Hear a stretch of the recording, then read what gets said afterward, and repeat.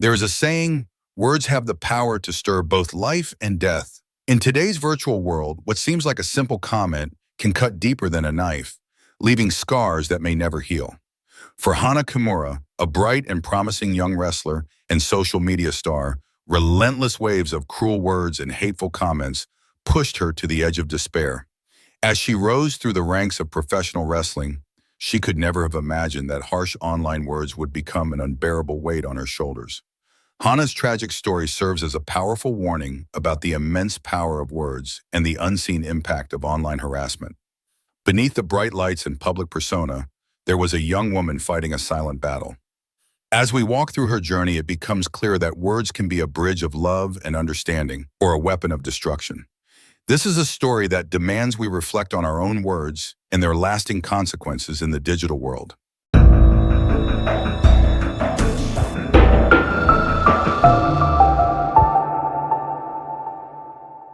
Hana Kimura was born on September 3, 1990, in Yokohama, Japan, into a multicultural family with a blend of Japanese and Indonesian heritage. Her mother, Kimura Kyoko, was a professional wrestler known for her strength, skill, and charisma in the Japanese wrestling world, while her father was Indonesian, though details about him remain relatively private. When Hana was just 1 year old, her parents divorced, leading her to be raised solely by her mother in Tokyo. This close mother-daughter bond would shape much of Hana's upbringing and career trajectory. Growing up, Hana's life was intertwined with the wrestling community due to Kyoko's career. Wrestling matches, training sessions, backstage interactions became a normal part of her childhood, immersing her in a world where physical endurance and emotional toughness were highly valued. Kyoko, who had to juggle the responsibilities of being a single mother with the rigorous demands of her profession, became both a parental and professional role model for Hana.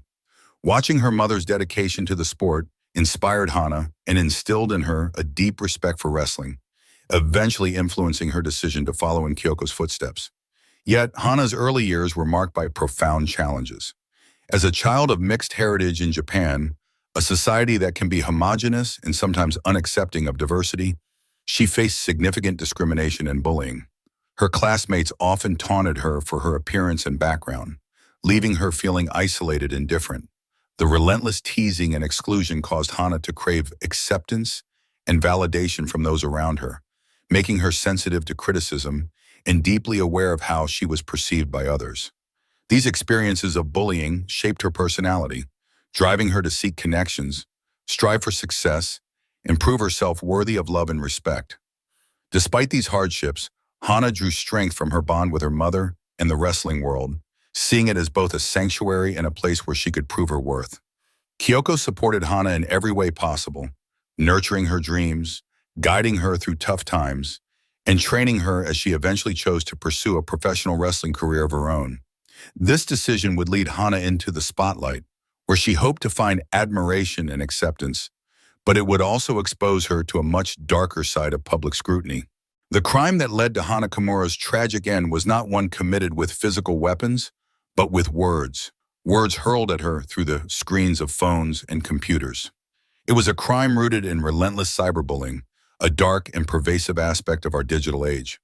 Hana became the target of an unrelenting wave of online harassment, which intensified after a particular episode of the reality TV show Terrace House aired. The episode depicted a heated confrontation involving Hana, which led many viewers to misinterpret her character based on selectively edited footage. Social media platforms were soon flooded with hateful comments, with some users calling her aggressive, fake, or unworthy of sympathy. Insults and slurs attacked her appearance, personality, and even her worth as a human being. The vitriol continued unabated, pushing Hana to the brink of despair.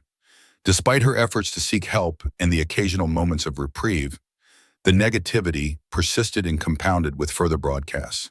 This tragic episode highlighted the cruel and destructive power of cyberbullying, a modern social crime that can devastate lives while its perpetrators often remain anonymous and unaccountable. The tragic downfall of Hana Kimura points to two primary suspects responsible for the events that led to her demise: anonymous online trolls and the Terrace House production team.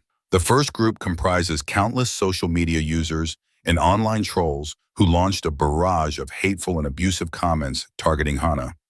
Hiding behind the anonymity that online platforms afford, These individuals unleashed relentless attacks on her character, looks, and actions.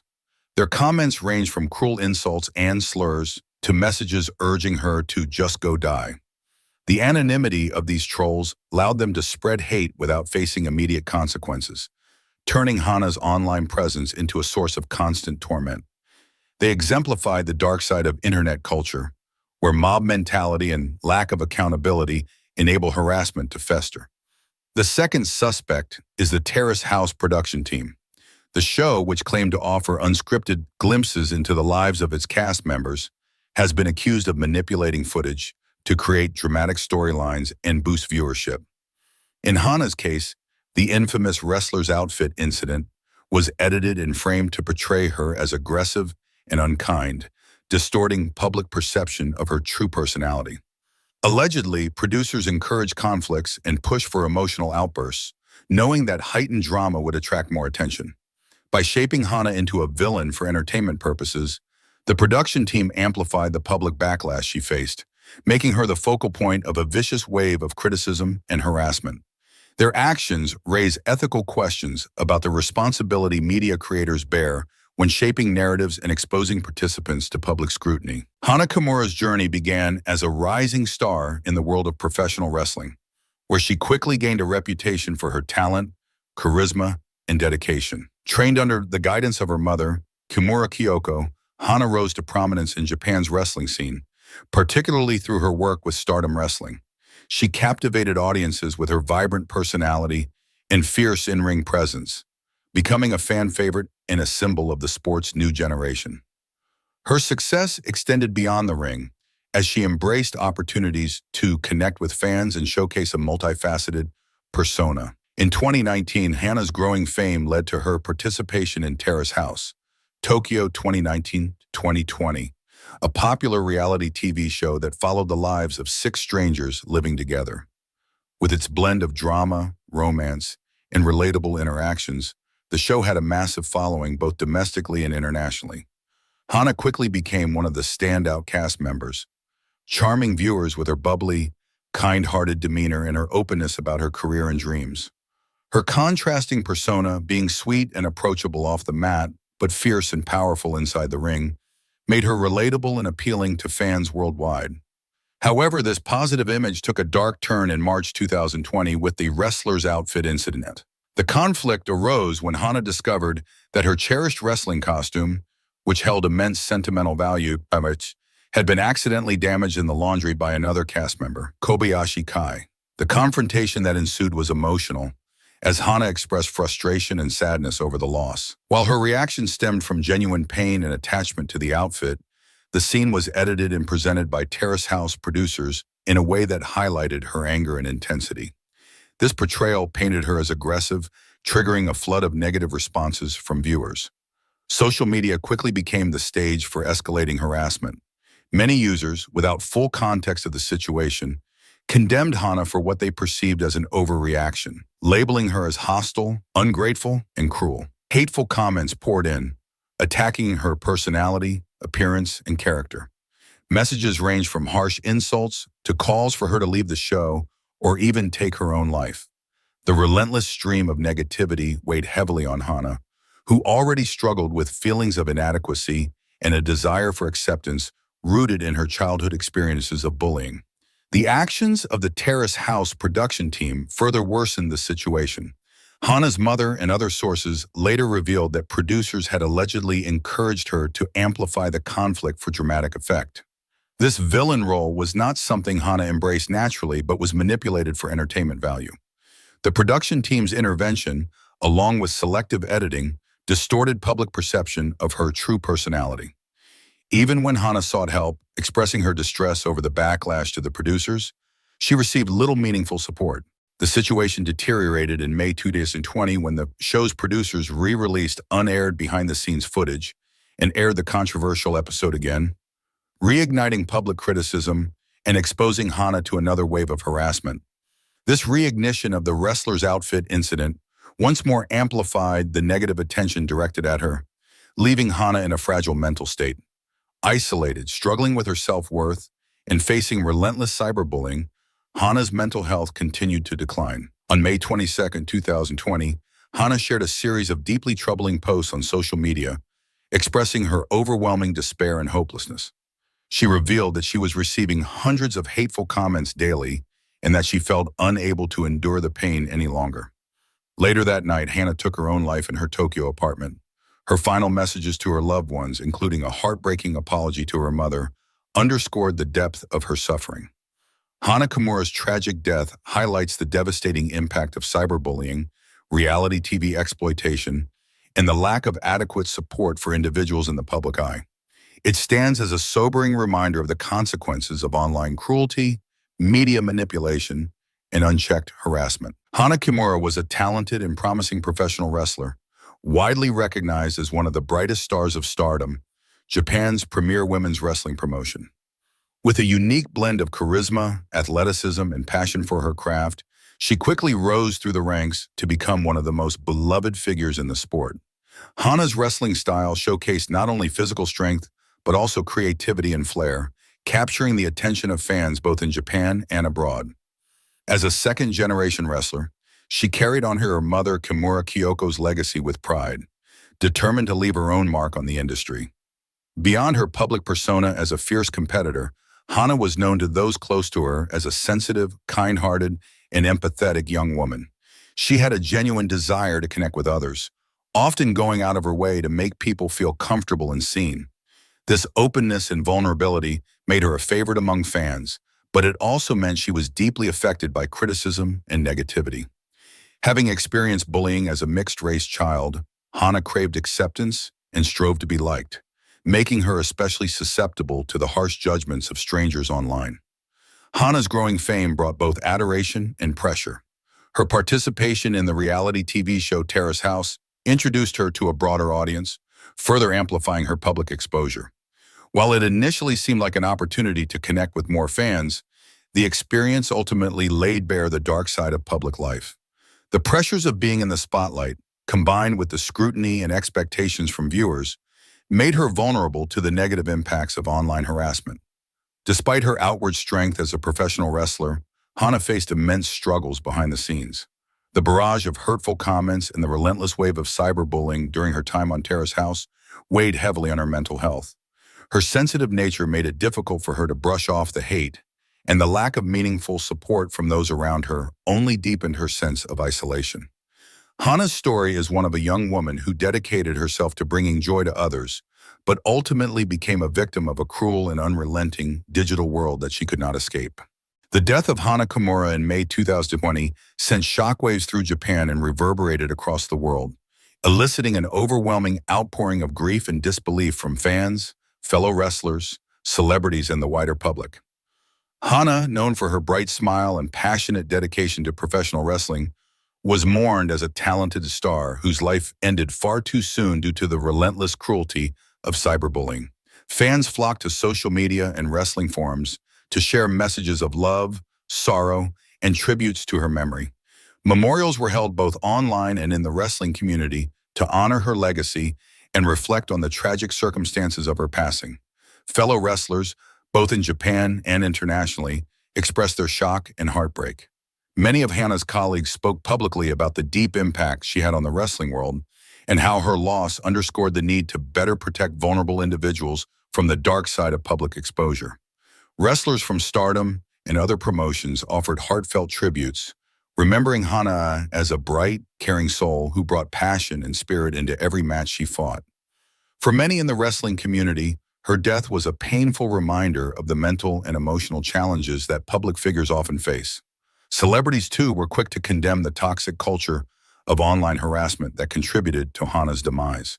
Prominent figures spoke out against cyberbullying, calling for greater awareness, compassion, and stronger protections for those in the public eye. Some shared their own experiences with online hate, underscoring the universality of the issue and the need for systemic change. Notably, in the immediate aftermath of Hana's death, many of the same people who had previously criticized or harassed her scrambled to delete their hateful comments, deactivate their accounts, or publicly express regret. This collective sense of guilt and accountability highlighted a sobering public realization. Words and actions online have real-life consequences. While some of these reversals may have been driven by fear of backlash, they also reflected a deeper awareness of the devastating impact that anonymous cruelty can have on a person's mental health. Hana's death drew comparisons to other high-profile tragedies linked to online harassment, including the case of Korean singer and actress Sully, who also faced relentless cyberbullying before her tragic death. These parallels underscored a pattern of systemic failures to protect vulnerable individuals from online abuse, especially young women in the public eye. Such comparisons spurred discussions across social and traditional media about the ethical responsibilities of fans, the role of media in creating and exacerbating harassment, and the urgent need for legal reforms to combat cyberbullying. In the wake of this tragedy, there were widespread calls for change. Campaigns and initiatives against cyberbullying gained momentum, with demands for stricter penalties for online harassment and better support systems for those affected. Organizations dedicated to mental health and digital safety intensified their efforts, using Hana's story to emphasize the human cost of online cruelty. Hana's mother, Kimura Kyoko, emerged as a powerful advocate for change. Despite her own immense grief, she dedicated herself to raising awareness about cyberbullying, sharing her daughter's story to ensure that no one else would suffer the same fate. Kyoko's courage and resilience resonated with the public, turning her loss into a force for meaningful dialogue and reform. The collective response to Hana Kimura's death stands as both a tribute to her life and a call to action, a recognition that cyberbullying is not a trivial issue, but a pervasive threat that demands accountability, empathy, and change from everyone involved in shaping online interactions and media narratives. Following the tragic death of Hana Kimura, a police investigation was launched to address the malicious online comments and relentless cyberbullying that she endured. The investigation aimed to identify individuals responsible for harassing Hana and to hold them accountable for their actions. However, it quickly became clear that pursuing justice in cases of online harassment presented significant challenges. One of the primary obstacles was the difficulty of tracking down and identifying the perpetrators. Many of those who posted hateful comments about Hana were anonymous users on social media platforms, often using pseudonyms or disposable accounts. As the backlash intensified after her death, many of these accounts were deleted or their posts were scrubbed, erasing crucial evidence. The fast-paced, ephemeral nature of online interactions made it challenging for investigators to preserve and analyze the full extent of the harassment Hana had faced. Another major challenge lay in Japan's legal framework at the time, which offered limited tools to address cyberbullying. Existing laws were often inadequate for prosecuting online harassment cases, with penalties that were far too lenient given the gravity of the harm caused. When police were eventually able to identify a few individuals responsible for posting hateful comments, the repercussions they faced were minimal. In early 2021, two men were charged with posting abusive remarks about Hana, but the penalties imposed on them were shockingly light. Fines of approximately 9,000 yen, about $80 each. This outcome, viewed by many as a mere slap on the wrist, underscored the lack of serious deterrence in Japan's cyberbullying laws. One additional case involved a third man who was ordered to pay approximately $8,500 in damages. However, he repeatedly refused to comply, and the case gradually lost momentum due to Japan's short statute of limitations on defamation cases. The relatively weak penalties and slow legal processes fueled public frustration, as many believed that these measures failed to adequately address the harm done or prevent similar tragedies in the future. Hana's mother, Kimura Kyoko, became a prominent voice advocating for change. She spoke out about the need for stronger protections against online harassment and more stringent laws to hold cyberbullies accountable. Her tireless advocacy and the public outcry that followed Hana's death put significant pressure on Japanese lawmakers to take action. This led to a push for legislative reform aimed at combating cyberbullying and ensuring justice for victims. On June 13, 2022, Japan's upper house of parliament passed an amendment to the country's penal code, introducing harsher penalties for online insults and cyberbullying. Under the new law, perpetrators could face up to 1 year in prison and a fine of up to 300,000 yen, approximately 2,200, compared to the previous maximum penalty of a 30-day detention and a 10,000 yen, $80 fine. While some raised concerns about the potential impact on free speech, The majority supported the move as a necessary step toward deterring online abuse and protecting vulnerable individuals. Despite this legislative progress, the case highlighted the complexities and limitations of prosecuting cyberbullying. The investigation into Hannah's case revealed systemic issues in addressing online harassment, such as the reluctance of social media platforms to cooperate with law enforcement by providing user information. Twitter and Instagram, where much of the abuse had occurred, refused to disclose data that could have helped identify more perpetrators. This lack of cooperation underscored the need for a coordinated approach involving governments, tech companies, and civil society to combat online hate effectively. The story of Hana Kimura serves as a powerful reminder of the immense impact words can have, both online and offline.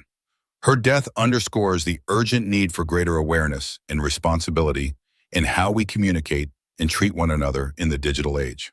The cruel words and cyberbullying directed at Hannah did not exist in a vacuum. They were amplified by social media's pervasive reach and fueled by manipulated narratives on reality television. Hannah's tragic passing became a catalyst for legal reform and prompted widespread societal reflection on cyberbullying in Japan and beyond. In response, new laws were enacted to impose stricter penalties on online harassment, signaling a step toward accountability and protection for vulnerable individuals. Yet, more remains to be done to address the broader culture of online hate and to support those who suffer under its weight. Her story also calls for ethical responsibility from media producers and viewers. Reality television must be more transparent and compassionate, resisting the temptation to exploit human lives for ratings. Audiences, too, bear a role in engaging with content critically and empathetically. Hana Kimura's legacy is one of resilience, talent, and the hope for a kinder world. Her memory must continue to inspire efforts to create safe, respectful spaces for all, ensuring her tragedy leads to lasting change in how society treats those in the public eye.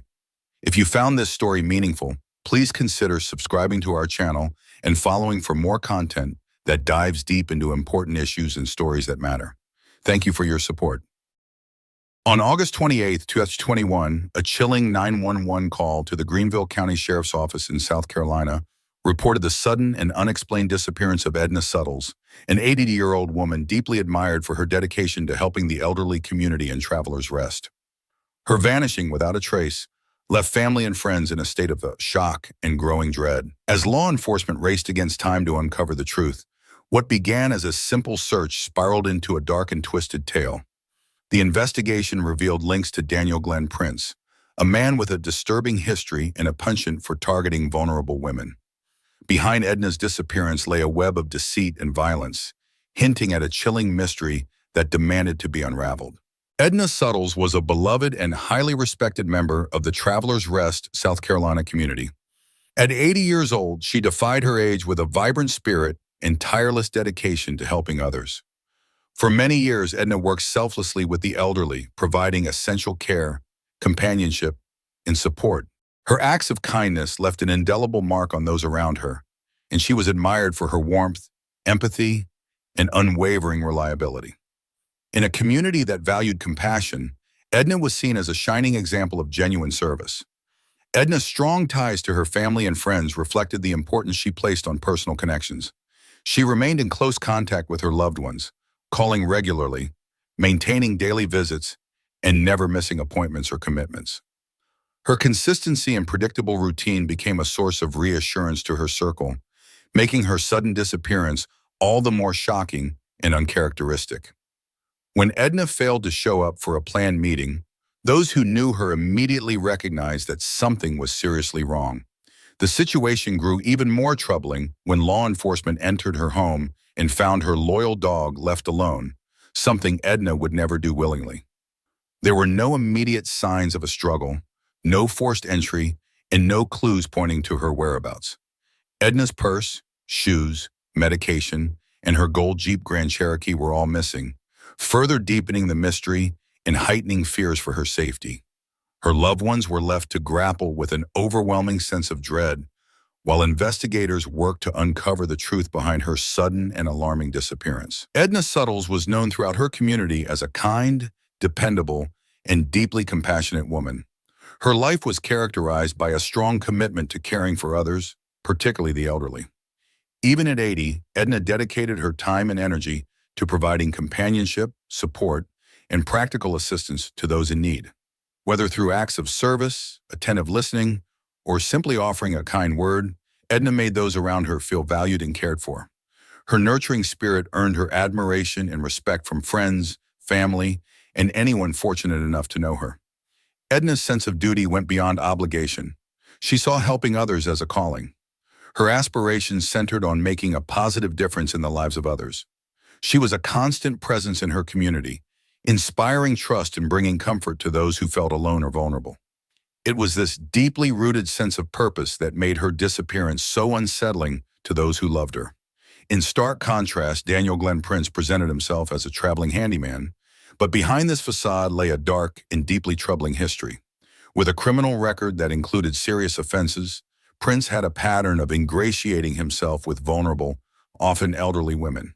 His charm masked manipulative tendencies, and he systematically developed relationships rooted in exploitation and personal gain. Prince's motives were driven by greed and control, targeting his victims through deceit and preying upon their trust. Where Edna embodied selfless care and compassion, Prince exemplified manipulation and malice, creating a stark juxtaposition that would ultimately lead to tragedy. On the morning of August 27, 2021, Edna Suttles was seen on surveillance footage meeting with Daniel Glenn Prince at a Food Lion grocery store in Travelers Rest, South Carolina. The footage captured Prince arriving in his silver Chevy Cruze shortly before Edna pulled into the parking lot in her gold Jeep Grand Cherokee. Their interaction appeared familiar and cordial, suggesting a pre-existing relationship or prior arrangement between the two. Witnesses and investigators later speculated that Edna may have trusted Prince due to his role as a handyman or acquaintance within the community.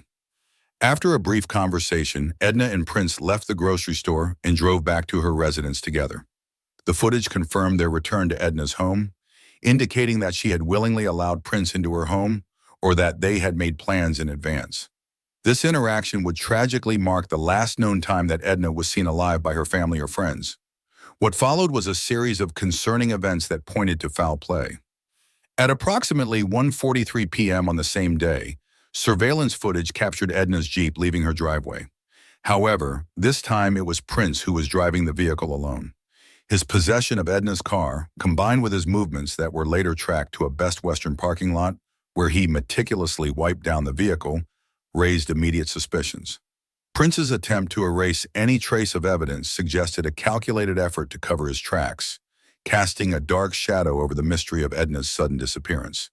Investigators knew they were racing against time to uncover what had happened to her. On the afternoon of August 27, 2021, Daniel Glenn Prince was seen leaving Edna Suttles' home alone in her gold Jeep Grand Cherokee.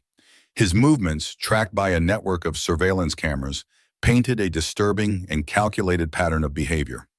Prince drove the Jeep to the parking lot of a Best Western hotel in Travelers Rest, South Carolina. Once there, he exhibited highly suspicious actions, meticulously wiping down the interior and exterior surfaces of the vehicle. He carefully cleaned door handles, steering wheel, seats, and any area that might retain fingerprints or trace evidence. His actions were chillingly methodical, suggesting a deliberate effort to cover his tracks and erase any proof that could implicate him. After abandoning Edna's Jeep at the Best Western, Prince walked back to his silver Chevy Cruze, parked at a nearby Food Lion grocery store. The seemingly casual return to his own car was captured on security cameras, adding to the mounting evidence against him. It was as if he intended to distance himself from the scene of a crime, leaving Edna's vehicle, and with it any clues to her fate, in an attempt to evade detection. These actions immediately escalated law enforcement's concerns for Edna's safety. Detectives knew they were not merely dealing with a missing person case. Prince's behavior indicated premeditation and the potential for foul play. With each new piece of evidence, suspicions about his motives grew. As part of the investigation, authorities began scrutinizing Prince's background. What they found painted a deeply troubling portrait. He was a convicted felon with a criminal record that included kidnapping, firearm possession, and other offenses. More alarmingly, Prince had a pattern of targeting vulnerable women, often gaining their trust through his work as a handyman before exploiting them. The chilling possibility that Edna Suttles had become another victim in his twisted schemes led law enforcement to intensify their efforts, hoping to uncover any clues that might lead to her whereabouts or shed light on her fate. As law enforcement delved into the case of Edna Suttles' disappearance, a comprehensive investigation quickly centered around Daniel Glenn Prince. Surveillance footage captured on August 27, 2021, provided the first significant lead. Prince was seen interacting with Edna at a Food Line grocery store before the two returned to her home. Hours later, he was filmed driving her gold Jeep Grand Cherokee alone, wiping down surfaces before abandoning it in a Best Western parking lot. This calculated behavior immediately suggested a deliberate attempt to eliminate evidence, raising serious concerns among detectives. In their effort to piece together Prince's involvement, investigators uncovered more evidence tying him to Edna. At the Food Lion, security footage showed Prince making a purchase using a loyalty card. This allowed law enforcement to trace his identity through store records and confirm his movements around the time Edna was last seen. The data provided a clear timeline of his actions and demonstrated that he was no stranger to Edna, raising questions about the nature of their relationship. The investigation also revealed that Prince had built a rapport with Edna under the guise of being a handyman. This discovery became critical, as it fit a broader pattern of behavior in Prince's life. Authorities learned that Prince often presented himself as a helpful handyman to gain the trust of vulnerable, often elderly women. By developing relationships based on perceived reliability, he created opportunities to exploit his victims financially and emotionally. Edna, it appeared, had fallen victim to this same predatory tactic. Further digging into Prince's past uncovered an extensive criminal record that painted a chilling portrait of his violent tendencies. His criminal history included a kidnapping conviction for which he had served 13 years in prison in Michigan, as well as charges related to firearm possession by a convicted felon and battery. Investigators discovered that his time in prison had done little to reform his behavior. Instead, it seemed to have honed his skills in manipulation and deceit. This background added a sense of urgency to the search for Edna, as authorities feared she may have become another victim in a series of calculated acts of exploitation. Detectives began tracing Prince's interactions and previous relationships with other women, many of whom were elderly, vulnerable, or isolated. This deepened their suspicion that Edna's disappearance was not an isolated incident. Prince's pattern of behavior suggested a methodical approach to targeting women who could be easily manipulated and controlled. In interviews, members of Edna's family and community expressed disbelief and growing fear, realizing that someone they had trusted as a handyman had potentially betrayed that trust in the worst possible way. Investigators worked tirelessly to build a case against Prince. Evidence, including surveillance footage, loyalty card records, phone data, and testimony from Edna's friends and family, began to create a damning narrative of manipulation, betrayal, and potentially deadly intent. Prince's criminal past, combined with the mounting evidence, painted him as a predator whose charm masked a sinister agenda. The investigation became a race not only to bring him to justice, but also to uncover the full extent of his crimes and any other potential victims. Determined to uncover the truth behind Edna Suttles' disappearance and ensure justice was served, law enforcement intensified their focus on Daniel Glenn Prince. Multiple search warrants were executed at Prince's residence in Rutherford County, North Carolina. What investigators found went far beyond their initial expectations. Inside his home, they uncovered a cache of firearms, many with missing or obliterated serial numbers. Given his status as a convicted felon, Prince was prohibited from possessing any firearms, making these discoveries a serious violation of state and federal laws. However, the most significant finds were not the weapons themselves, but the trove of evidence that tied Prince to other potential victims. Among the items seized were 28 electronic devices, including cell phones, laptops, and storage drives. Forensic analysis of these devices revealed connections to multiple missing women, including Nancy Rego and Lee Goodman. The presence of these devices and personal items belonging to other women suggested a broader pattern of predation, and authorities began to suspect that Prince could be a serial offender. Investigators also discovered identification documents, bank cards, and other personal effects tied to Nancy Rego, a 66-year-old woman who had gone missing under suspicious circumstances. Nancy's Social Security deposits and bank account continued to be used long after her disappearance, further implicating Prince in a scheme to exploit and control his victims financially. This led detectives to suspect foul play, but they faced significant challenges in building a definitive murder case without a body or conclusive evidence of how she died. Similarly, the case of Lee Goodman, another missing woman with ties to Prince, became part of the expanding investigation. Though the circumstances surrounding her disappearance remained unclear, evidence recovered from Prince's property suggested that she, too, had been targeted. Investigators worked tirelessly to link Prince's activities to these women, fearing that they might have suffered a fate similar to Edna's. Despite the mounting evidence, obtaining clear proof of murder remained difficult. Prince refused to cooperate with authorities, denying involvement and providing conflicting stories during interrogations. His evasiveness and manipulative demeanor further complicated the effort to build a case against him. Law enforcement continued to pore over the recovered electronic devices, searching for any digital footprints, messages, or files that could provide definitive links to the disappearances and possible murders of these women. The lack of full cooperation from Prince was a major obstacle.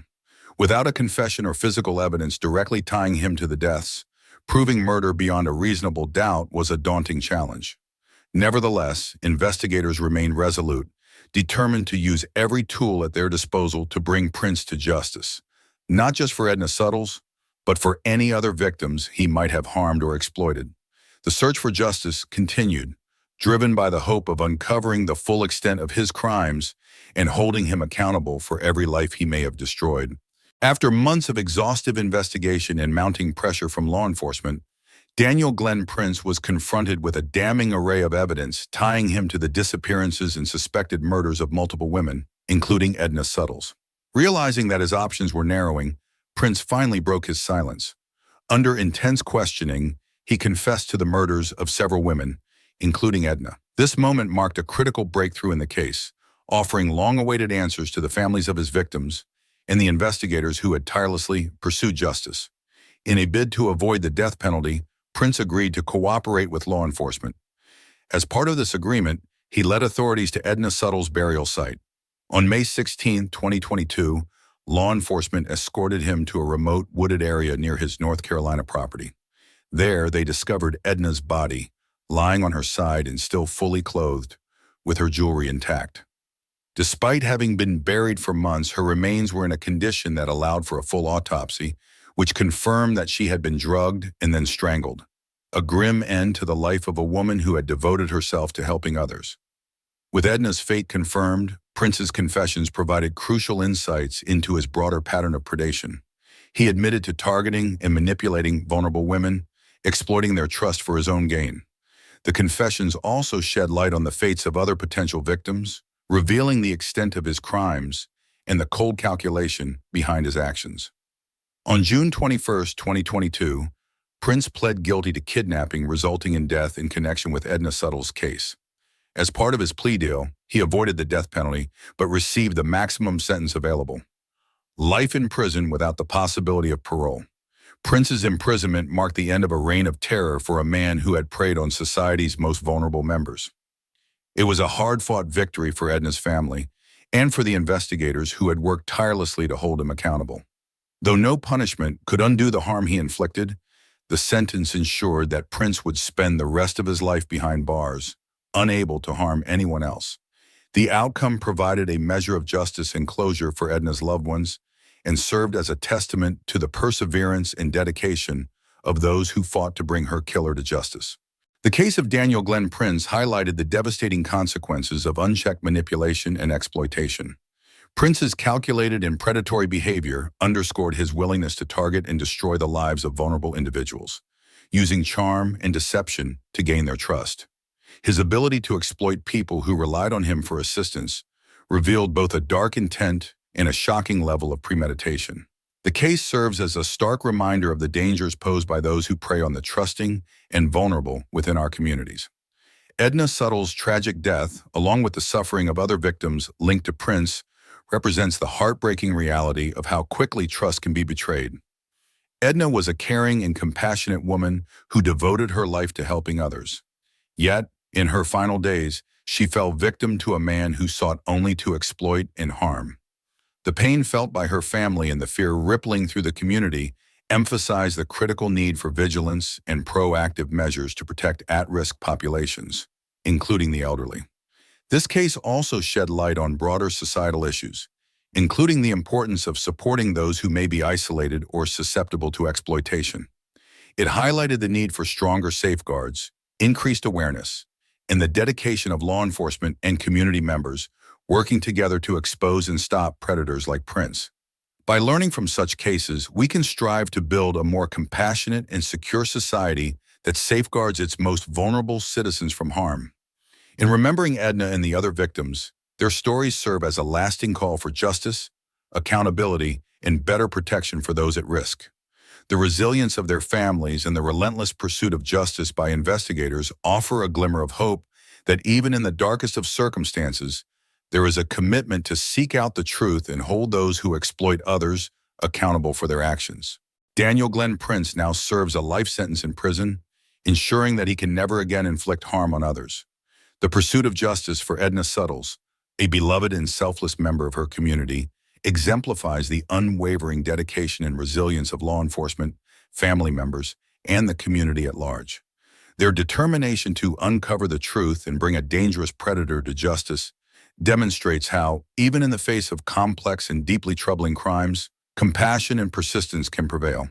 The case of Edna Suttles serves as a powerful reminder of the importance of vigilance, support for vulnerable populations, and the tireless work needed to ensure that predators are held accountable. While no outcome can erase the pain endured by the victims and their families, the dedication shown throughout the investigation brings hope that justice can be served and future harm can be prevented. If you found this story compelling and want to stay informed about cases like these, subscribe to our channel for more true crime stories, investigative breakthroughs, and real-life accounts of resilience and justice. Don't forget to like, share, and click the bell icon for updates. Thank you for watching. In the quiet farming village of Farmersville, Illinois, a horrifying crime on Thanksgiving Eve 2021 turned a promising first date into a devastating tragedy. The victims were Leslie Reeves, a passionate self-defense advocate and mother of two, and Chris Smith, a beloved musician and community figure. Leslie, known for empowering women through her self-defense classes, was a beacon of hope for many, while Chris's charisma and generosity made him a well-loved figure in his small town. The man accused of this heinous act was Bobby Tarr, Leslie's ex-boyfriend. A contractor by trade and father of three, Tarr was known to exhibit troubling and obsessive behavior after their relationship ended. As details unraveled, his name became central in a case that would grip the public with its chilling twists, devastating losses, and unthinkable violence. What led to this tragedy? How did a first date turn into a deadly encounter? And what role did Bobby Tarr play in it all? The answers would reveal a tale of love, obsession, and unthinkable violence that shook this small community to its core. Leslie Reeves was a woman dedicated to making a difference in the lives of others. A divorced mother of two, she had rebuilt her life after a difficult marriage. Her passion lay in self-defense instruction and empowering women, especially those affected by domestic violence. Leslie's mission was clear: to teach women how to protect themselves and regain control over their lives. Alongside her work, she was a close friend to many, offering support and encouragement in every aspect of her personal and professional life. Leslie's drive to help others came from her own experiences, and she used her personal story as a catalyst for helping others escape from abusive relationships. Leslie was known for her unwavering commitment to her family and friends. Her life revolved around her two children, and her social circle was tight-knit. She was a beacon of strength and resilience to those around her. But behind the strength was a woman who had also known hardship and pain, and she wore her scars with pride, determined to turn them into lessons for others. Chris Smith was a man who, like Leslie, had experienced personal challenges. A divorced father, Chris was a fixture in his small town, known not only for his music, but for his generosity and kind heart. He was the lead singer of a local band and spent much of his time working in his community, doing everything from helping neighbors with projects to donating pumpkins for Halloween events. Chris was a community-oriented man, always putting others before himself. Despite his personal struggles, He remained positive and involved, finding joy in the little things and always looking out for others. Chris lived with his loyal dog, Tiki, who had been by his side for years. Tiki was more than just a pet. She was a source of comfort and support, and many believed that it was Tiki who helped keep Chris going in the days following the shooting. Chris was also deeply connected to his family, especially his mother and sister, who were both devastated by the events that unfolded. Bobby Tarr, on the other hand, was the person who seemed to have the most difficult time letting go of the past. A contractor by profession and a father of three, Bobby was described by those who knew him as possessive and controlling. When Leslie ended their relationship, Bobby's behavior took a dark turn. What had once been a relationship marked by love quickly devolved into something much darker: obsession. Despite their breakup, Bobby's actions became increasingly troubling, and friends and family noticed his attempts to stay involved in Leslie's life, often showing up uninvited or trying to control her decisions. His ex-girlfriend's new relationships, particularly her interest in Chris Smith, only fueled his anger. His behavior became more erratic, and his fixation on Leslie grew more dangerous. Those closest to Leslie feared for her safety, with friends even warning her about Bobby's inability to accept the end of their relationship. Yet, as the investigation would later reveal, Bobby's obsession would lead to a tragedy that no one could have predicted. The night before Thanksgiving in 2021 began with excitement and hope for Leslie Reeves. She had agreed to a first date with Chris Smith, a kind-hearted musician she had recently connected with. The two planned a simple evening, meeting at a local bar in the small farming community of Farmersville, Illinois, a quiet place far removed from the chaos that was about to unfold. As the night progressed, Leslie seemed to be enjoying herself. She texted her close friend Nanette Steyer, assuring her that everything's going okay. However, a second text came later, hinting at an unease she couldn't quite articulate. "I feel like something's a little bit off." This would be the last message Nanette received from Leslie. While Leslie and Chris were getting to know each other, Bobby Tarr, Leslie's ex-boyfriend, was reportedly consumed with obsession. Despite their breakup, Bobby seemed unable to let go. That night, his fixation took a dangerous turn. According to investigators, Bobby began tracking Leslie's movements. Reports indicate that Bobby followed her to Farmersville, watching as she entered Chris's home. As the evening unfolded, Bobby's behavior became more erratic. He searched Chris Smith online, looking for details about him. Later, he texted a friend, speculating about Leslie's intentions. In one message, he expressed doubt about her claims of simply going out with friends. "I don't feel like she would drive that far for a party or go out with a girlfriend. I think it's for a dude." Bobby's growing suspicion and jealousy would lead him to take a series of actions that would forever change the lives of Leslie, Chris, and everyone who cared about them. While Leslie and Chris were seemingly enjoying their evening, Bobby's obsessive thoughts were escalating into a violent resolve, one that would culminate in a tragedy no one could have foreseen. On Thanksgiving morning in 2021, the peaceful quiet of Farmersville, Illinois, was shattered by an act of unimaginable violence. What began as an innocent first date for Leslie Reeves and Chris Smith turned into a nightmare at the hands of Leslie's ex-boyfriend, Bobby Tarr. Consumed by jealousy and unable to accept that Leslie was moving on, Bobby took his obsession to a horrifying extreme. At around 1 a.m., Bobby arrived at Chris's house. Evidence suggests that he attempted to force his way in through the back door, smashing the glass pane to gain entry. Inside, Chris and Leslie quickly realized the danger they were in and desperately tried to block Bobby from entering. In the kitchen, the signs of a struggle told a harrowing story. The refrigerator had been pulled away from the wall, possibly to barricade the door, chairs were overturned, and blood splattered across the kitchen, marking the chaos of their fight for survival. Chris, determined to protect Leslie, confronted Bobby directly. It was here that Bobby allegedly fired his gun, the bullet striking Chris in the head. The shot was devastating, leaving Chris unconscious as he collapsed to the floor. Remarkably, despite the severe injury, Chris's life was not immediately extinguished. He lay in a pool of blood, clinging to life, while his attacker turned his attention to Leslie. Terrified, Leslie fled to the living room, likely hoping to hide or escape, but Bobby pursued her with cold precision. In what investigators later described as an execution, Bobby raised his gun and shot Leslie in the head, killing her instantly. The single gunshot left her lifeless on the living room floor. a tragic end to a woman who had devoted her life to teaching others how to defend themselves. The home was now a gruesome crime scene. In the kitchen, Chris lay motionless, gravely injured, and surrounded by blood. Meanwhile, in the living room, Leslie's body rested where she had been mercilessly killed. Blood smeared every surface in the kitchen, from the walls to the cabinets to the floor, a testament to the violence that had unfolded. Amid the carnage, one presence remained steadfast: Tiki, Chris's loyal dog. For the next 12 hours, Tiki stayed by Chris's side, providing warmth and comfort. Many believe this devotion played a crucial role in keeping Chris alive until help finally arrived. When emergency responders reached the scene later that morning, they were met with a sight that shocked even the most seasoned investigators. The evidence in the kitchen depicted a desperate and brutal struggle. The living room bore silent witness to a calculated act of violence. Leslie's lifeless body, struck down by a single shot, was a stark contrast to the vibrant, empowering woman she had been in life. Chris, miraculously still alive, was rushed to the hospital. Despite losing a significant amount of blood and sustaining a critical brain injury, he survived. Doctors and investigators alike marveled at his resilience, though his road to recovery would be long and arduous.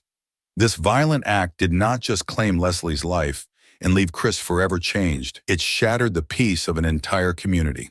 Farmersville, a quiet farming town, now bore the weight of a crime so senseless and devastating that it defied understanding. Thanksgiving, a day meant for gratitude and togetherness, would forever be remembered in Farmersville as the day of an unspeakable tragedy. Chris was rushed to the hospital in critical condition. Despite losing significant blood and suffering severe brain trauma, he defied the odds and survived, though doctors placed him in a medically induced coma. With Chris unable to provide any details, investigators began piecing together the horrific events of the night. Leslie's friend, Nanette Steyer, who had grown worried after not hearing from her, provided crucial context. Nanette revealed that Leslie had recently severed contact with her ex-boyfriend, Bobby Tarr, out of fear for her safety. Investigators soon focused on Bobby, and their discoveries began to expose a web of lies, surveillance evidence, and damning forensic clues. When questioned, Bobby denied any involvement. He claimed he had spent the night at home and had no knowledge of Farmersville or Chris Smith. However, his story quickly unraveled. License plate readers and surveillance footage placed Bobby's car at a gas station near Farmersville shortly after midnight, directly contradicting his alibi. A gas station receipt confirmed the timestamp, and Bobby's own daughter later revealed that he had left their home twice that night and returned late, visibly upset and behaving strangely. The forensic evidence further implicated Bobby. Days after the attack, investigators discovered a Springfield Hellcat 9mm pistol, the murder weapon, buried in Bobby's yard. While Bobby denied ownership of the gun, it was wrapped in a Ziploc bag bearing his fingerprint. Most damning, Leslie's DNA was found on the weapon, suggesting close-range contact when it was fired. Additionally, Bobby's phone revealed that he had searched for Chris Smith online and researched how a VPN could mask his location, actions that occurred shortly before the crime. Investigators painted a grim picture of what had happened. They believed Bobby had meticulously planned the attack, following Leslie to Chris's home and lying in wait. Consumed by jealousy, he broke into the house, leading to a violent struggle. When Leslie and Chris resisted his entry, Bobby shot Chris in the head, leaving him unconscious in the kitchen. He then pursued Leslie to the living room, where he executed her with a single, fatal shot to the head. Despite his denials, the evidence against Bobby mounted. Surveillance footage, digital searches, and the discovery of the weapon tied him to the crime. The inconsistencies in his alibi, his daughter's testimony, and the forensic evidence left little doubt about his involvement. Bobby's obsessive jealousy and refusal to let Leslie move on culminated in an act of calculated cruelty that left Leslie dead, Chris gravely injured, and a small community reeling from the tragedy. As the investigation into the tragic events of Thanksgiving 2021 progressed, all evidence pointed to Bobby Tarr as the perpetrator. Despite this, Bobby adamantly maintained his innocence, crafting a narrative in which he claimed that Leslie had invited him to follow her to Farmersville for safety because her van was unreliable. Investigators, however, quickly found this story riddled with inconsistencies, and Bobby's behavior raised more questions than it answered. One of the biggest challenges for investigators was the lack of direct physical evidence tying Bobby to the crime scene. No fingerprints or DNA belonging to him were found at Chris Smith's house. The murder weapon, a Springfield Hellcat 9mm pistol, was not located immediately. Days later, it was discovered buried on Bobby's property under circumstances investigators deemed highly suspicious. The pistol was wrapped in a Ziploc bag bearing Bobby's fingerprint, but his DNA was absent from the gun itself. Despite his denial of ownership, the gun carried Leslie's DNA on its guide rod, likely from the moment it was fired at close range. Bobby's defense argued that the gun had been planted to frame him, pointing out that investigators had already searched his property once without finding it. The defense used this discovery as an attempt to discredit the prosecution's case.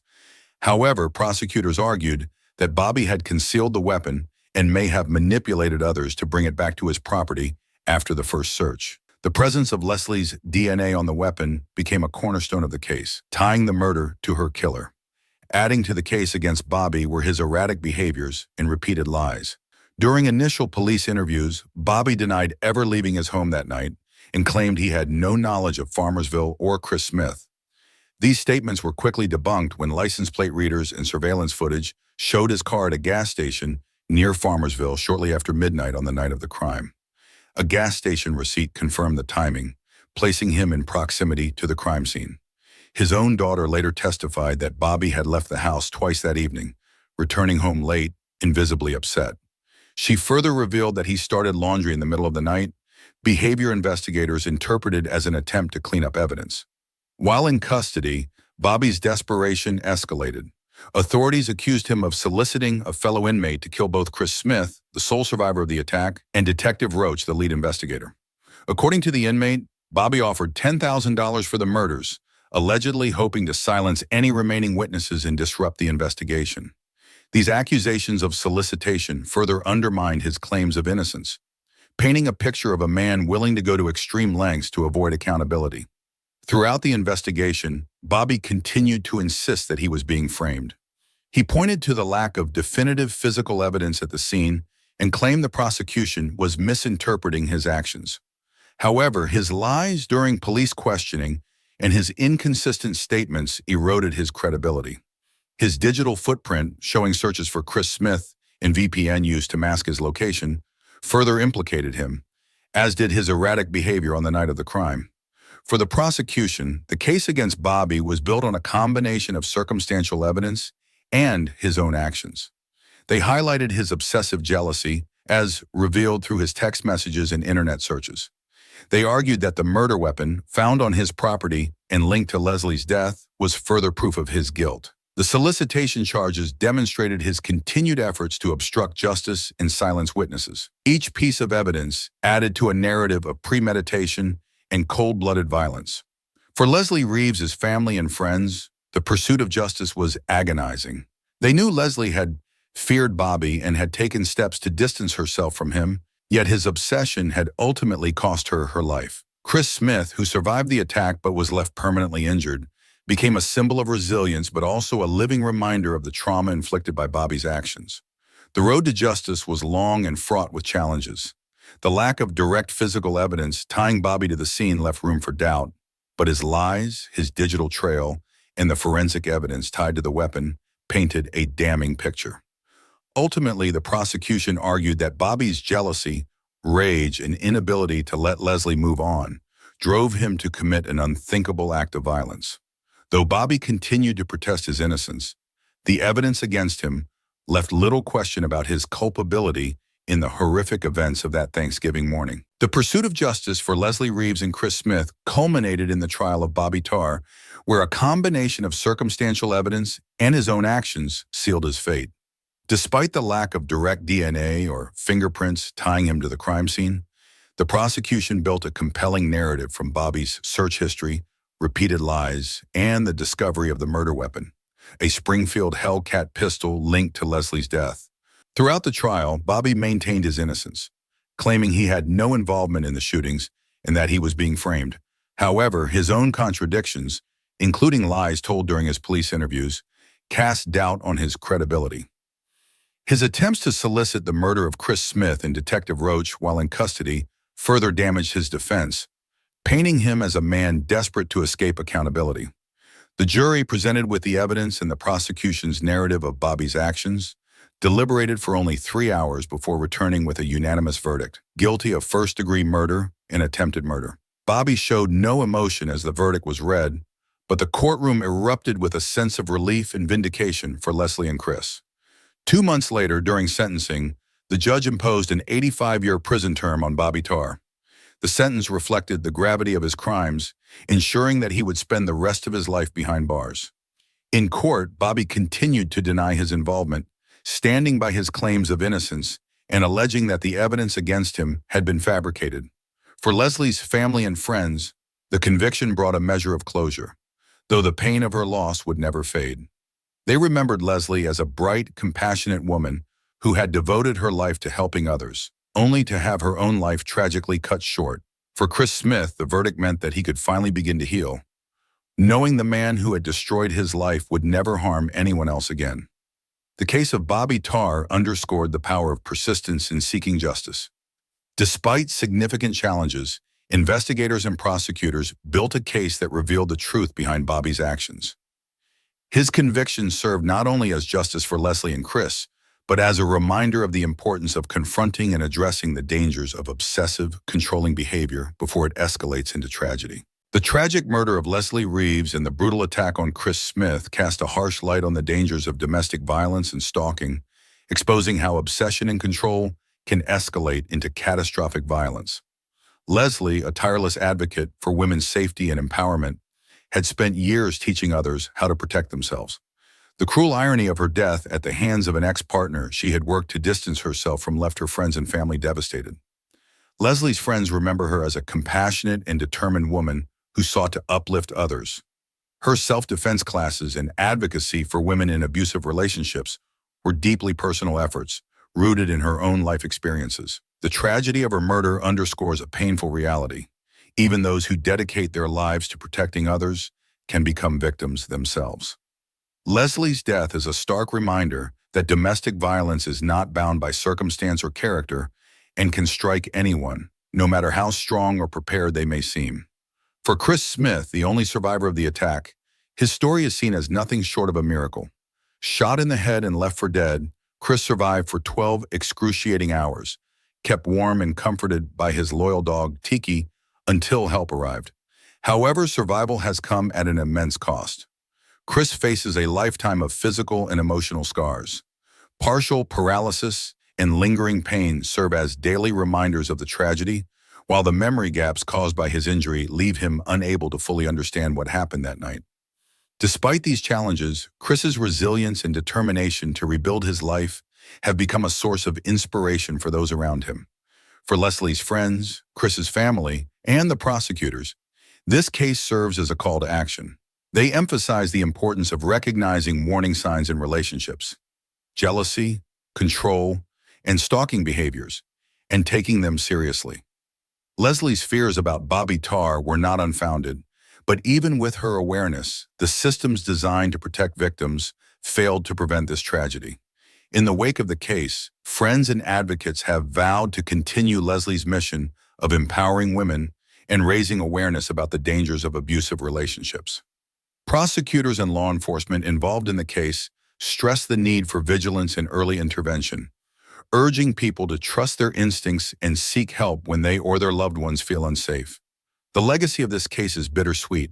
Leslie's life was stolen in an act of senseless violence, but her memory remains a beacon of hope for others, reminding them to fight for safety and justice. Chris's survival, while miraculous, is a testament to the strength of the human spirit, even in the face of unimaginable adversity. As the community reflects on the events that transpired, one message is clear: domestic violence and stalking are not private issues. They are societal problems that demand collective attention and action. Through awareness, education, and support, the hope is to prevent future tragedies and honor the lives of those who have suffered. This case is a stark reminder of how quickly obsession can spiral into violence and how essential it is to address these behaviors early. It calls on all of us to be vigilant, to recognize the signs of unhealthy relationships, and to take action to protect ourselves and those around us. Let Leslie's life and legacy inspire us to do better. By supporting efforts to combat domestic violence and empowering survivors, we can create a world where no one has to endure what Leslie and Chris experienced. If you or someone you know feels unsafe in a relationship, please reach out to local or national resources for help. Together, we can honor Leslie's memory and ensure her tragic death serves as a catalyst for change. On a quiet April night in 2022, the life of 18-year-old law student Debanhi Escobar took a tragic and mysterious turn, forever etching her name into one of Mexico's most haunting cases. Abandoned on the infamous Highway of Death, a desolate stretch known for disappearances, her final moments became a puzzle riddled with contradictions, raising more questions than answers. This story is not just about one young woman's fate. It's a chilling reflection of the widespread femicide crisis gripping the nation. Through an unflinching look at the timeline, the investigation's missteps, and the lingering mysteries, this video seeks to uncover the truth and honor Debanhi's fight for justice. As we follow her last known steps and piece together the evidence, prepare for a story that will leave you unsettled and questioning the world around you. Debanhi Escobar was an 18-year-old law student at the Autonomous University of Nuevo León, full of dreams and ambition. Adopted as an infant, she was raised in a nurturing and loving home by her parents, Mario Escobar and Dolores Bazaldua, both dedicated educators who instilled in her the values of hard work, compassion, and justice. Her strong moral compass and empathy for others were evident in her actions, including her participation in protests against gender-based violence just weeks before her untimely death. Debanhi's passion for justice and advocacy for change tragically mirrored the very injustice that would take her life, making her story a heartbreaking symbol of a wider societal crisis. On April 8, 2022, Debanhi Escobar, accompanied by her friends Sarai and Yvonne, set out for what was meant to be a carefree night of socializing and fun. They first met in San Nicolas, Nuevo León, where they shared drinks and made plans to attend a series of parties. After a few initial stops, including a convenience store to purchase vodka, the group eventually found themselves at a party held at a rental property in Colonia Nueva Castilla. However, as the night progressed, Debanhi's behavior reportedly became unpredictable. Witnesses later described her as appearing highly intoxicated, and her friends confirmed that her actions were unusual and erratic. At approximately 3:45 a.m., Debanhi got into a heated confrontation with several attendees. Security footage captured her leaving the party momentarily before returning. A second altercation broke out soon after, reportedly involving Debanhi striking another guest and even biting individuals who attempted to intervene. Her friends struggled to calm her down, but Debanhi refused their company and insisted on being left alone. Worried about her erratic state and fearing for her safety, Sarai and Yvonne contacted Juan David Queller, the rideshare driver who had originally dropped them off at the party. By 3:54 a.m., Queller arrived to pick Debanhi up. CCTV footage later showed her angrily entering the car, further suggesting a tense and volatile situation. Though her friends attempted to ensure her safe return home, their decision to leave her with Queller without personally escorting her or contacting her family became a pivotal and controversial moment. What was intended as a safeguard would tragically mark the beginning of the events that led to Debanhi's disappearance. These fateful decisions and the breakdown of communication set the stage for a harrowing night, culminating in a series of inexplicable actions and ultimately her tragic death. The early hours of April 9, 2022, marked the final moments in Debanhi Escobar's life, shrouded in mystery and controversy. After being picked up by rideshare driver Juan David Queller at 3:54 a.m., the situation reportedly escalated during the ride. Queller claimed that Debanhi was acting erratically, refusing to provide her home address and becoming aggressive. According to his account, she insisted on getting out of the vehicle. At 4:25 a.m., Queller pulled over on Highway 85, a stretch of road ominously nicknamed the Highway of Death, and let her out. Before leaving, Queller took a photograph of Debanhi standing by the roadside, alone and vulnerable. The haunting image, which showed her dressed in a white top, black pants, and black Converse sneakers, became a key piece of evidence in the case. He sent the photo to her friends as proof of her location, but they were unable to intervene. Minutes later, Debanhi's movements were captured on security cameras near the Nueva Castilla motel, just off the highway. At 4:29 a.m., Footage showed her walking along the road and approaching the motel. She was seen peering into a security booth before circling the grounds and moving further into the property. The final footage of her, recorded at 4:56 a.m., showed her walking toward a secluded area near an abandoned restaurant in a series of water tanks. After that, she disappeared. The motel's security footage and lack of eyewitness accounts left many unanswered questions. What prompted her to leave the highway and approach the motel? Was she seeking help or was she fleeing from someone? These final, unclear movements became the cornerstone of an investigation filled with contradictions, deepening the tragedy and the mystery surrounding her death. The discovery of Debanhi Escobar's body and the subsequent investigation revealed troubling inconsistencies and deepened the mystery surrounding her death. What should have brought closure to her family instead raised even more questions about the handling of the case and the events leading up to her tragic end. After Debanhi's disappearance in the early hours of April 9, 2022, search efforts were launched almost immediately. Authorities, family members, and volunteers conducted a massive search operation. Drones, search dogs, and thermal imaging were employed to comb the areas around Highway 85 and the Nueva Castilla motel, where she was last seen. Despite the thoroughness claimed by authorities, they failed to find any trace of her for nearly 2 weeks. On April 21, 2022, a breakthrough came from an unexpected source. Employees at the Nueva Castilla motel reported a foul odor coming from one of the motel's water tanks. This area had reportedly been searched multiple times during the initial investigation. When authorities inspected the tank, they discovered a gruesome sight. Debanhi's body, dressed in the white top and black pants she wore the night she disappeared, submerged in water. The discovery shocked her family, who struggled to understand how she had been missed in previous searches. The tank, located in a pool area surrounded by walls and topped with barbed wire, raised significant questions. How had Debanhi gotten there? Was she placed there after her death, or was her body somehow overlooked during the initial sweeps? These uncertainties fueled public skepticism and outrage, especially as the motel's security footage offered no clear explanation. The mystery deepened further with conflicting results from 3 autopsies conducted over the course of the investigation. First autopsy, April 22, 2022. The first autopsy, performed by local authorities, concluded that Debanhi had suffered a traumatic brain injury, which was deemed the cause of death. Officials proposed that she might have accidentally fallen into the 12-foot deep tank after scaling the motel's wall. However, the report indicated that her lungs contained no water, contradicting the possibility of drowning. This sparked doubts about whether the traumatic injury was caused by an accident or foul play. Second autopsy, May 12, 2022. Unsatisfied with the initial findings, Debanhi's father, Mario Escobar, commissioned an independent autopsy. This report uncovered signs of sexual assault and a violent attack before her death. It revealed multiple blunt force injuries to her head and evidence of trauma to her genital area, suggesting she had been murdered. Additionally, it concluded that she was already dead when her body was placed in the tank. These findings directly contradicted the official narrative of an accidental fall. Third autopsy, July 19, 2022. A third autopsy, conducted by Mexico City's Forensic Institute after her body was exhumed, offered yet another perspective. It concluded that Debanhi had died from asphyxiation caused by the obstruction of her airways.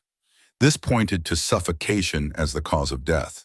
However, this report found no evidence of sexual violence, contradicting the second autopsy. The lack of consensus among the 3 reports further muddled the case, leaving the exact circumstances of her death unresolved. The inconsistencies between the autopsies and the unexplained timeline of her disappearance raised critical questions. How did Debanhi end up in the tank? Was she alive when she entered the motel property, or was her body moved there later? Why was her body not found during the initial searches? The public outcry over the mishandling of the case highlighted broader issues within Mexico's justice system.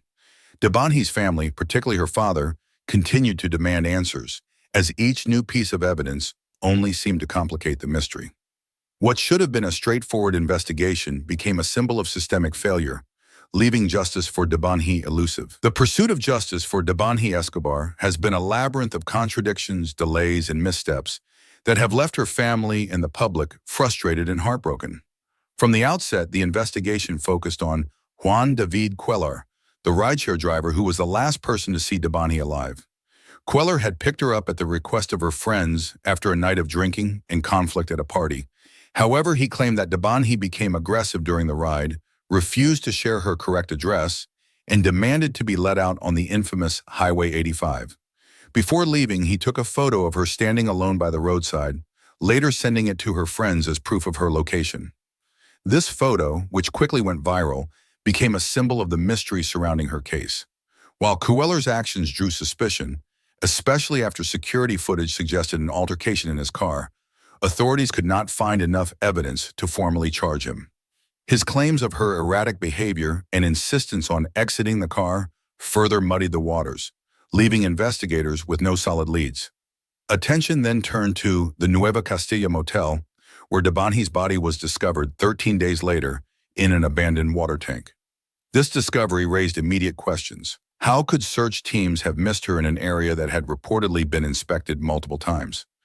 The motel employees soon became subjects of suspicion when it was revealed that they had initially claimed their security cameras were not functional, only to later produce footage of Dabani wandering the property. The footage, released weeks after her disappearance, showed her peering into a security booth and walking around the premises before disappearing near the tank area. The delay in providing this crucial evidence, coupled with inconsistencies in their statements, led to 2 employees being charged with giving false information. However, these charges only scratched the surface of the larger mystery, as the footage failed to explain how Dabani ended up in the tank or why the property staff had not noticed anything unusual during those 13 days. As the investigation faltered, public outrage swelled. Protests erupted across Mexico, with people demanding accountability and justice not just for Dabani, but for the countless other women who had faced similar fates. The hashtag #JusticiaParaDabani trended on social media, and her father, Mario Escobar, became a tireless advocate for his daughter and for systemic change. He called out the authorities for their delayed response, mishandling of evidence, and the conflicting autopsy reports that only deepened the confusion. The crisis escalated when, during the search for Dabani, the bodies of 5 other missing women were discovered in the same area. Some of the victims were as young as 14, and their deaths underscored the femicide epidemic gripping the region. This chilling discovery turned Dabani's case into a symbol of the broader crisis, exposing a justice system overwhelmed by the sheer scale of gender-based violence and often indifferent to its victims. Despite the public outcry and the relentless efforts of Dabani's family, the investigation remains stalled. No definitive cause of death has been established, and no one has been held accountable for the events leading to her disappearance and tragic death. Her case remains a haunting reminder of a broken system that fails to protect women, a system where justice often feels like an impossible dream. The search for truth in Dabani Escobar's death has been a long, painful journey, fraught with contradictions and heartbreak. Despite the tireless efforts of her family, especially her father, Mario Escobar, the answers they so desperately seek remain out of reach, and justice remains elusive. When her body was found on April 21, 2022, submerged in a water tank on the property of the Nueva Castilla motel, it should have been a moment of clarity. Instead, it opened the floodgates to even more questions. How could the search teams, equipped with drones, search dogs, and an army of volunteers, have missed her body during the 13 days they combed the area? How had no one seen or heard anything on a property supposedly under 24-hour surveillance? Mario, a father who refused to be silenced, began to demand answers. He commissioned an independent autopsy, unwilling to accept the state's initial findings. What he uncovered deepened the mystery and shook the public's faith in the investigation. The first autopsy, conducted by state authorities, claimed that Dabani had died of a traumatic brain injury, possibly from a fall. They speculated she had scaled the motel's barbed wire fence and accidentally fallen into the water tank. But when Mario's independent autopsy was released, it told a far darker story, one of violence and horror. This report revealed that Dabani had suffered blunt force trauma and showed evidence of sexual assault, ruling out the possibility of an accidental death. As if the case wasn't murky enough, a third autopsy later concluded that she had died from asphyxiation caused by obstruction of her airways, pointing to suffocation as the likely cause of death. However, this report found no evidence of sexual violence, contradicting the second autopsy entirely. These conflicting findings left more questions than answers. Was she attacked and killed before being placed in the tank? Did she wander there alone, or was she chased? And why were her personal belongings, including her phone, found scattered across different locations near the tank? Through it all, Mario refused to give up. He became the face of the fight for justice, appearing on television, holding press conferences, and pushing the authorities to take action. His determination kept Debanhi's story alive in the public consciousness, sparking protests and outrage across Mexico. He openly accused the police and the motel staff of negligence, impossibly covering up crucial evidence. Mario's advocacy exposed troubling inconsistencies in the investigation.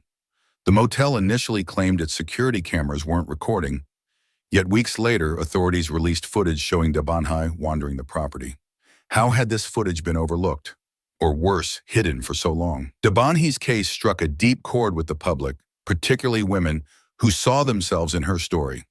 Many had walked the same dark roads, faced the same dangers, and lived with the same fear. Her tragic death became a rallying cry against the epidemic of femicide in Mexico, where an average of 10 women are murdered every day. The case became even more unsettling when, during the search for Debanhi, authorities uncovered the bodies of 5 other young women in the same region, all victims of violence. It was a stark reminder of the crisis gripping the country, a crisis that authorities seemed unable or unwilling to solve.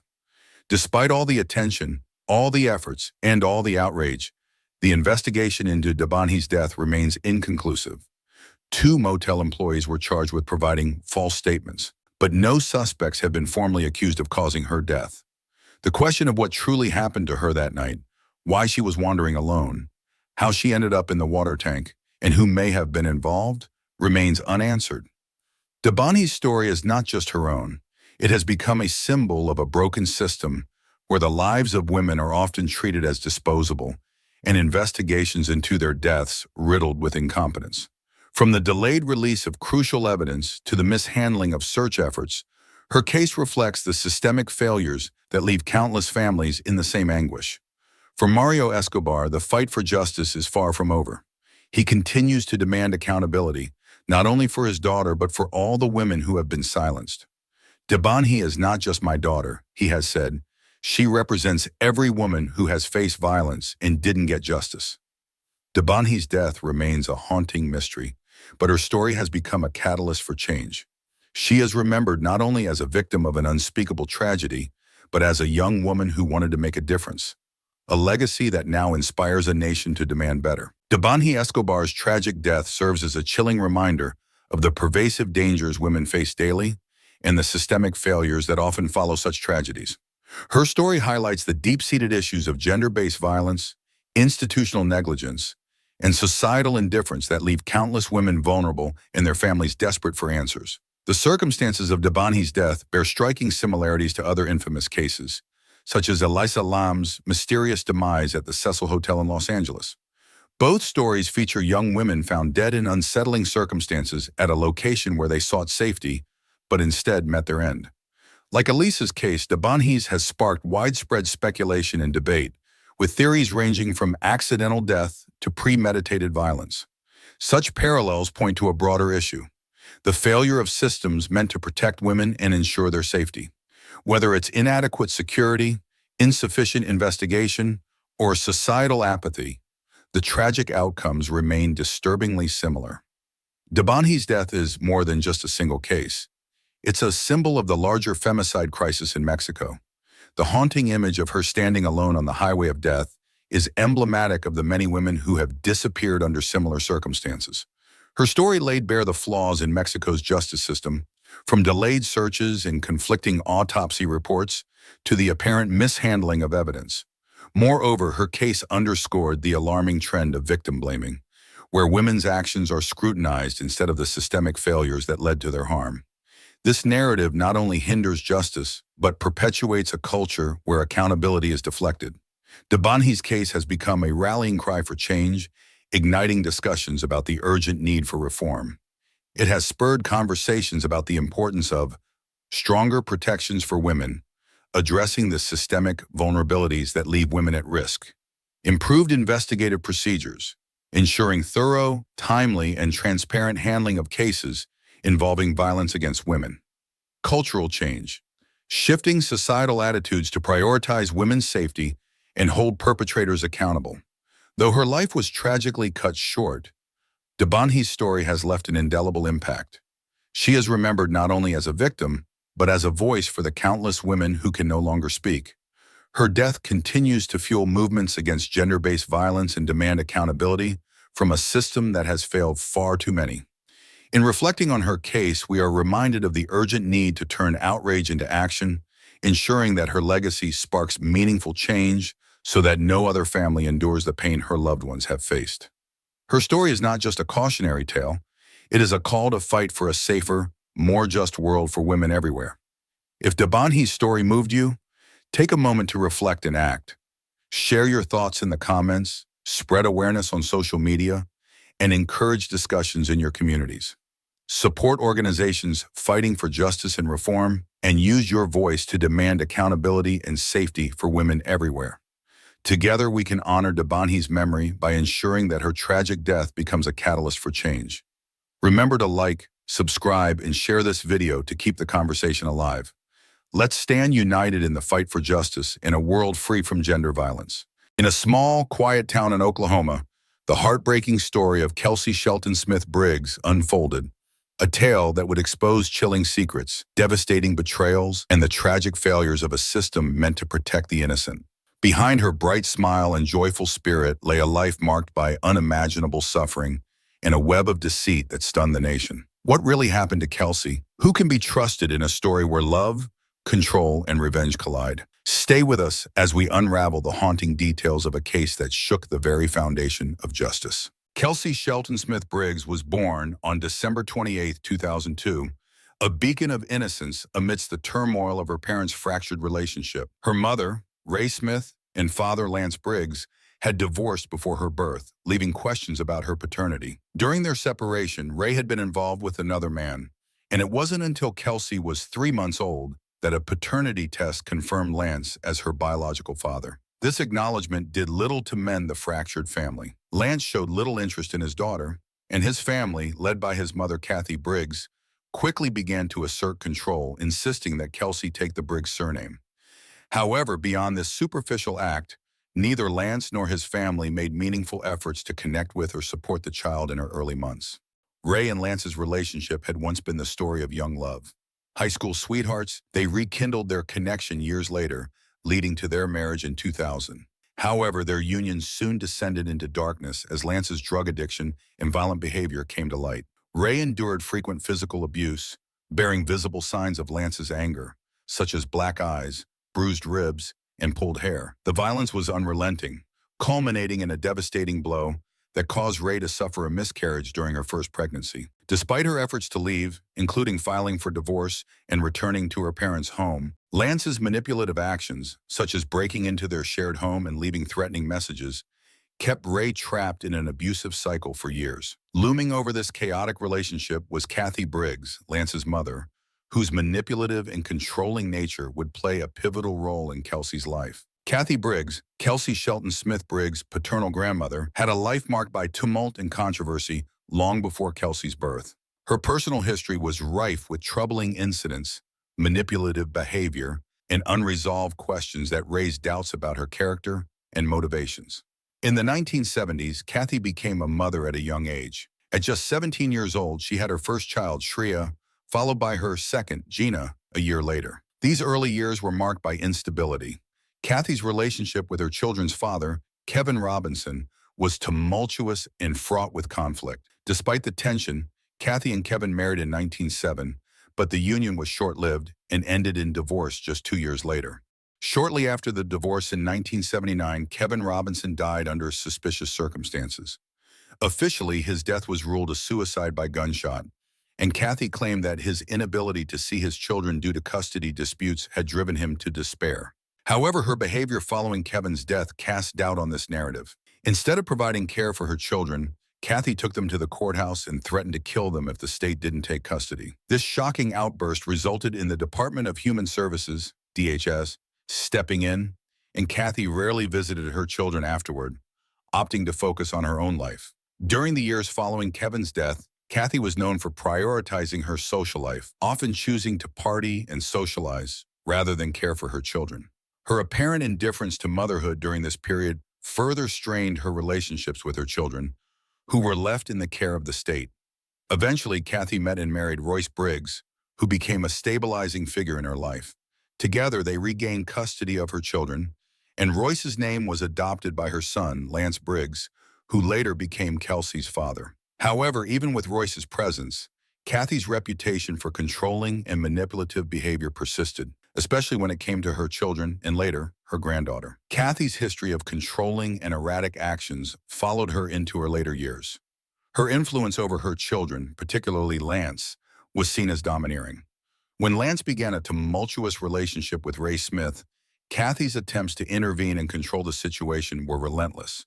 Her actions frequently involved spreading rumors, filing false reports, and using her forceful personality to steer outcomes in her favor.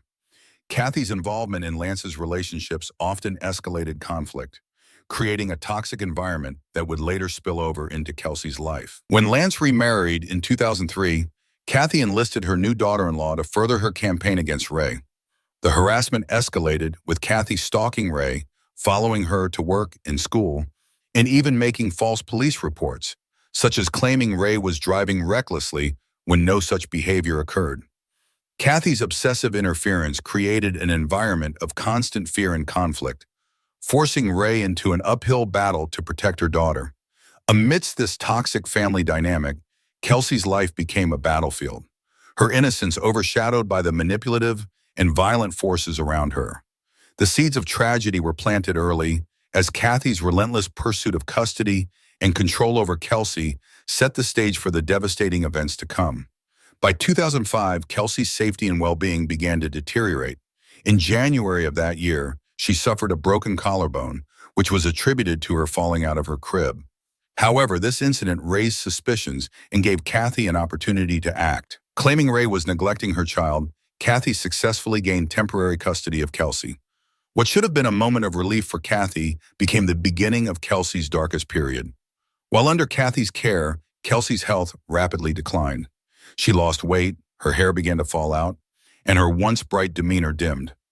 These alarming signs went largely unaddressed by those around her, as Kathy's focus remained on keeping Kelsey away from Ray. The custody battle intensified, leaving Kelsey caught in the crossfire of a deeply toxic family feud. This series of events not only foreshadowed the tragedy to come, but also exposed the failure of the systems meant to protect Kelsey. As the conflict escalated, the little girl at its center suffered the most, with her innocence and safety ignored in the pursuit of control and revenge.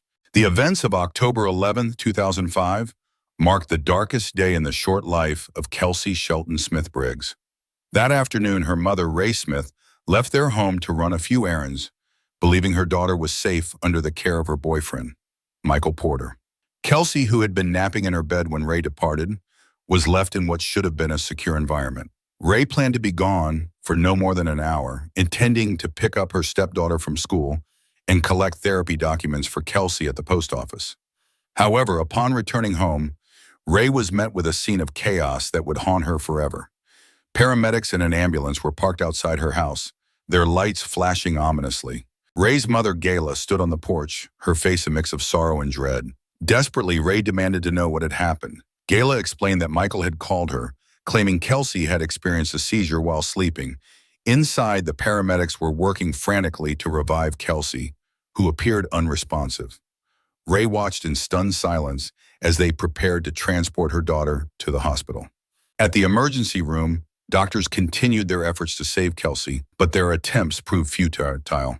At exactly 4:45 p.m., the little girl was pronounced dead.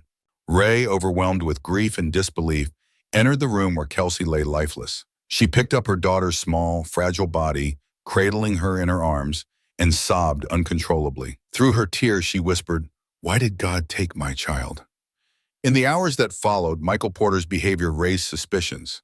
As the hospital staff discussed the autopsy procedures, Michael appeared agitated, blurting out, "They're not going to cut her open, are they?" This strange outburst was followed by 2 episodes where Michael feigned heart attacks and fainted, drawing attention away from the tragedy at hand.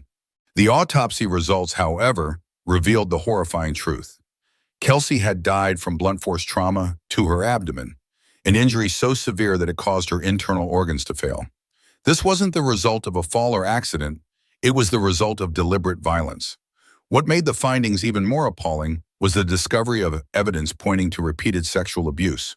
Investigators found signs that Kelsey had suffered ongoing abuse over a period of time, likely during her stays with the Briggs family and while under Michael Porter's care. Further examination of Michael's personal belongings added another layer of horror. Authorities found photos and videos of young children on his computer, implicating him in disturbing acts of exploitation. The discovery painted a chilling picture of a man who had not only harmed Kelsey physically, but also subjected her to unthinkable abuse. Kelsey's injuries, combined with the prior abuse allegations during her time in the Briggs household, revealed a pattern of escalating violence and neglect.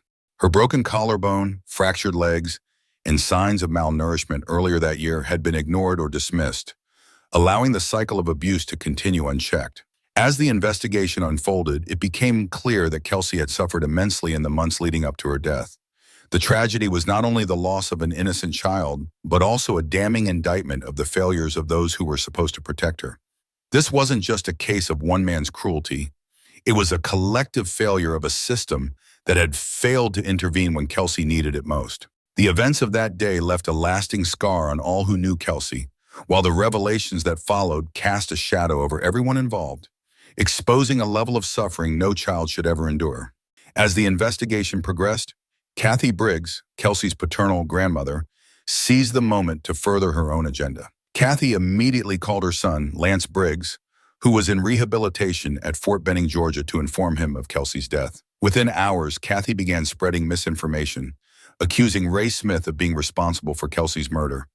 She claimed that Ray had abused Kelsey, painting her as the villain in the unfolding tragedy. Using her influence in a website she created called Kelsey's Purpose, Kathy launched a campaign to sway public opinion against Ray.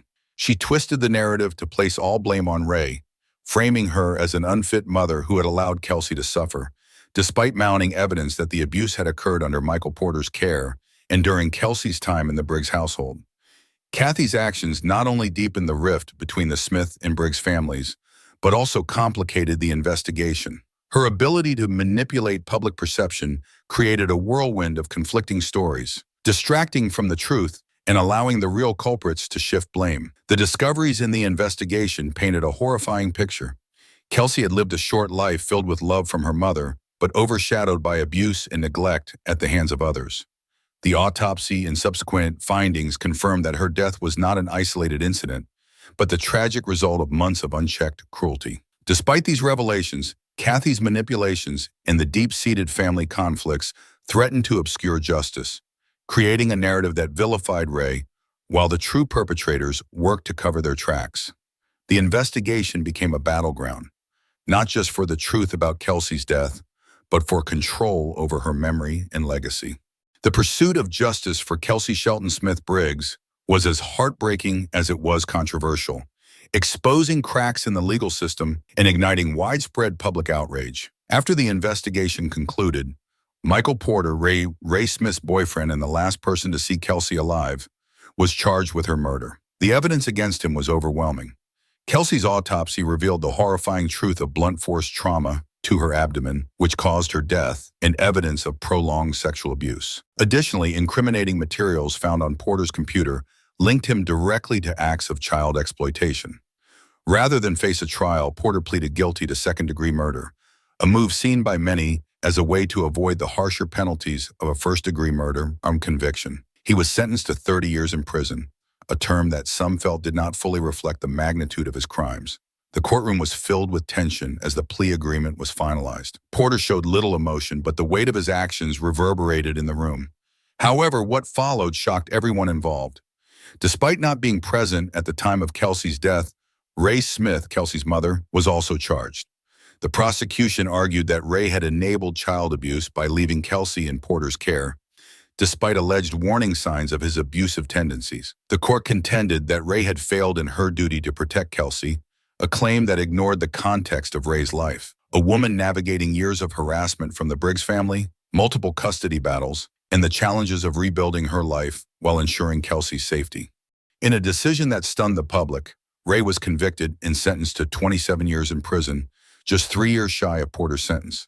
The verdict left many questioning the fairness of the judicial system, as it seemed to punish a grieving mother who had done everything in her power to shield her daughter. Ray had attended therapy, fought to regain custody of Kelsey from Kathy Briggs, and worked tirelessly to provide a stable life for her child. Yet the court's ruling portrayed her as complicit in Kelsey's suffering, even though the abuse largely occurred when Kelsey was in the Briggs household or under Michael Porter's care. The courtroom erupted with mixed reactions. On one side, supporters of Kathy Briggs applauded the decision, citing it as justice for Kelsey. On the other side, advocates for Ray were devastated, calling the verdict a gross miscarriage of justice. Among Ray's supporters were those who believed that Kathy's manipulation and smear campaign had heavily influenced the narrative. Kathy had created a website called Kelsey's Purpose, which she used to accuse Ray of neglect and abuse, ignoring the role her own family played in Kelsey's injuries. Public backlash to Ray's conviction was swift and vocal. Advocacy groups, journalists, and individuals sympathetic to her plight raised serious concerns about the fairness of her trial. They pointed out the judicial system's failure to investigate the Briggs family's involvement in Kelsey's abuse, particularly during the periods when they had custody. Many believed that Ray had become a scapegoat, punished for a crime committed by Porter and facilitated by systemic failures in child protective services. The injustice of Ray's conviction brought her case to the forefront of public discourse, highlighting the challenges mothers face in protecting their children from abusive environments, especially when caught in toxic custody battles. People question how a system designed to protect children could allow Kelsey's suffering to go unnoticed, only to punish her mother after her death. For many, Ray became a symbol of a flawed system, one that could not distinguish between victims and perpetrators. Her story raised difficult questions about accountability, manipulation, and the biases that can arise in family conflicts. The fight for justice for Kelsey did not end with the convictions of Porter and Ray. Instead, it sparked a movement for legal reforms and a call to re-examine the broader circumstances of the case. In the aftermath, Ray's supporters vowed to continue fighting for her freedom, believing that her love for Kelsey and her efforts to protect her had been ignored by a judicial system focused on assigning blame. Meanwhile, Kathy Briggs remained unapologetic, continuing to push her narrative of Ray's culpability, even as doubts about her motives and actions during Kelsey's life began to grow. The tragedy of Kelsey's death and the ensuing legal battles left a scar on everyone involved, but it also served as a chilling reminder of the cost of systemic failures and misplaced blame. For Kelsey, who had endured so much in her short life, the pursuit of justice remained as complex and painful as the circumstances that led to her untimely death. In the wake of her passing, Kelsey's legacy spurred new programs and advocacy initiatives aimed at preventing similar tragedies. Her case became a rallying cry for lawmakers, social workers, and communities to prioritize the safety of children over procedural failures and to hold abusers accountable. Candlelight vigils, advocacy campaigns, and public discussions kept Kelsey's memory alive, pushing for reforms to ensure that no other child would suffer as she did. One of the most significant aspects of her legacy was the call for improved policies surrounding child protection. Advocacy groups highlighted the need for more rigorous oversight of custody arrangements, better training for social workers to recognize signs of abuse, and stronger intervention protocols in cases involving domestic violence. Although Kelsey Shelton Smith Briggs' life was tragically short, it was filled with moments of love and joy that touched the hearts of those around her. Her bright smile, her love for drawing, and the way she cherished time with her mother left an unforgettable impact. Despite the turmoil she endured, Kelsey's innocent spirit remains a symbol of hope and resilience. Each year on her birthday and the anniversary of her death, friends, family, and advocates gather to honor her memory. They light candles, release balloons into the sky, and share stories of her vibrant, loving personality. These gatherings serve not only as a tribute to Kelsey, but as a reminder of the ongoing fight for justice and reform in her name. If Kelsey's story has moved you, don't let it end here. Join us in raising awareness and advocating for justice by subscribing to our channel. Hit the notification bell so you never miss a story that matters. Together we can shine a light on the truth, support reform, and fight for a safer future for every child. Your support helps us continue to share these important stories. Thank you for being part of this mission.